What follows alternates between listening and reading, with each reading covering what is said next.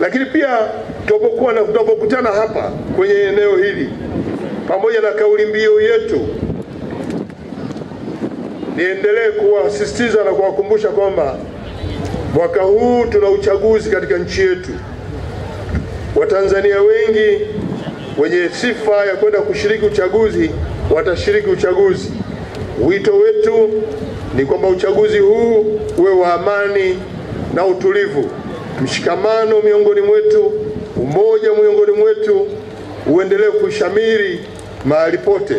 Tunahitaji kuimarisha mahusiano ya jamii ili tupate viongozi watakao tuongoza.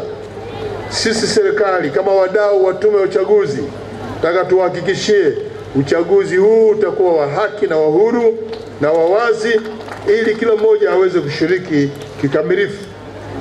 Nimshukuru Baba Askofu kwa kuridhia leo tuje kujaa kwenye eneo lake na kutumia viwanja hivi kwa shughuli za michezo kwa vijana wetu wa Tanzania. Baba Askofu, tunakushukuru sana kwa ukarimu wako na wema wako, na umekuja hapa umetuombea. Hakika michezo ya mwaka 2025 itakwenda kuhitimishwa katika hali nzuri. Tumemwona Alhaji Sheikh Said Abduli naye pia ametuombea.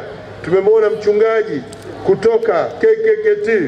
Hakika viongozi wa dini wako nasi na wamenihakikishia watakuwa hapa kila siku kutoka leo mpaka mwisho wa michezo hii, pamoja na chifu Mkwawa wa pili naye yuko hapa, naye amesema kila siku watakuwa hapa. Kwa hiyo michezo ya mwaka huu ina baraka kubwa. Tuwapigie makofi viongozi wetu wa dini.